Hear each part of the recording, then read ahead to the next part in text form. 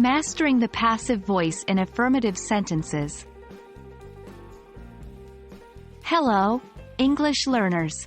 Today, we're going to focus on an essential part of English grammar that can sometimes be tricky to grasp. Yes, you guessed it. We're going to talk about the passive voice, but we're not just going to discuss any part of the passive voice. Today, we're specifically focusing on passive voice in affirmative sentences. So sit back, relax, and let's dive into this exciting grammar topic. Before we get to the core of our topic, let's ensure we have a clear understanding of what passive voice is.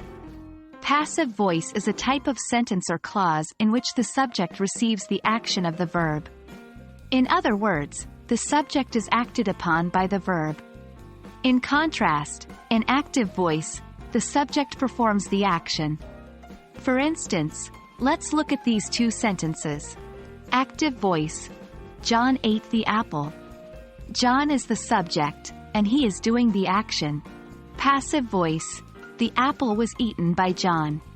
The apple is the subject, and it is receiving the action. We often use passive voice when the focus is on the action and not on who or what is performing the action. Now that we've clarified what passive voice is, let's delve into its structure in affirmative sentences. In English, we form the passive voice by using the verb to be and a past participle. The verb to be should be in the same tense as the active voice sentence. Let's use an example to demonstrate. Active voice. They are painting the house. Present continuous. Passive voice. The house is being painted. Present continuous. Notice that in the passive sentence, we used is being, a form of to be, in the present continuous tense, and painted, the past participle of paint.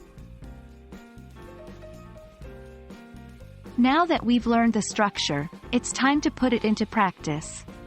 Here are some exercises for you. Try turning these active sentences into passive ones. 1. She loves the song. Simple present. 2. They will launch the new product next month. Future simple. 3. He is preparing the meal. Present continuous. Here are the answers. 1. The song is loved. 2. The new product will be launched next month. 3. The meal is being prepared. Remember, practice makes perfect. So, keep practicing until you feel comfortable with the structure. There you have it, folks.